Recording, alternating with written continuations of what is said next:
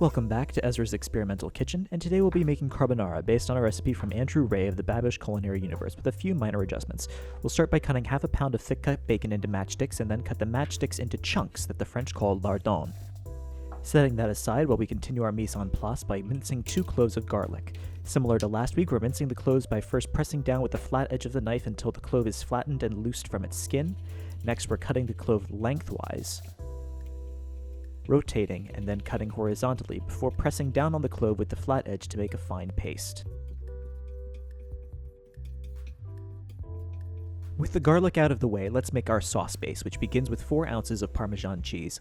I'm grating with a microplaner for a consistency that will blend and melt more easily. If you don't have a microplaner, use the small or fine setting on a box grater instead. Next, we'll crack 3 whole eggs into the cheese and separate a 4th egg so we can add just the yolk for its richness. Now it's time to season our developing sauce mixture with a lot of ground black pepper. If you're not close to sneezing by the time you've added enough, you need to add more. Next, we'll add some ground nutmeg to evoke some old-world Italian flavors and to round out the taste profile of the dish. You can freshly grate half a pot of nutmeg if you've got it, otherwise just add half a teaspoon of the ground stuff. To help the sauce emulsify, I like to add a few drops of extra virgin olive oil before I whisk to combine and form the cheese sauce. It should look something like this, speckled like a robin's egg. For our last step of mise en place, you'll need 1 pound of bucatini. Now let's move to the stove, where I'll add bacon to a cold non-stick pan before turning the heat to medium-high to slowly render out the bacon fat and cook the lardons, stirring occasionally till the bacon becomes a light golden brown. When the bacon is at this stage of color, it's time to remove it from heat and strain the bacon into a heat-safe bowl. Be careful not to get burned.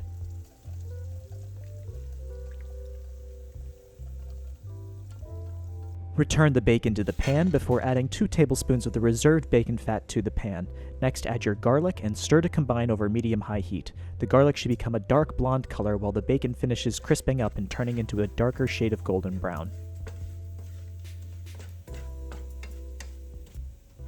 When finished cooking, set aside the pan while we fill a large pot with water. Salt the water with a handful of iodized table salt, enough to make the water salty like the sea. Then, bring the pot to a rolling boil. Once boiling, we will add our bucatini using a ladle to bathe the outstanding pasta with water to allow it to start cooking so that it will ease the rest of its way into the pot. No need to break the pasta in half. Once submerged, stir occasionally for about 10 minutes, tasting the pasta for doneness and seasoning. I like to cook it on the side of al dente, meaning tough but lightly resistant to the teeth.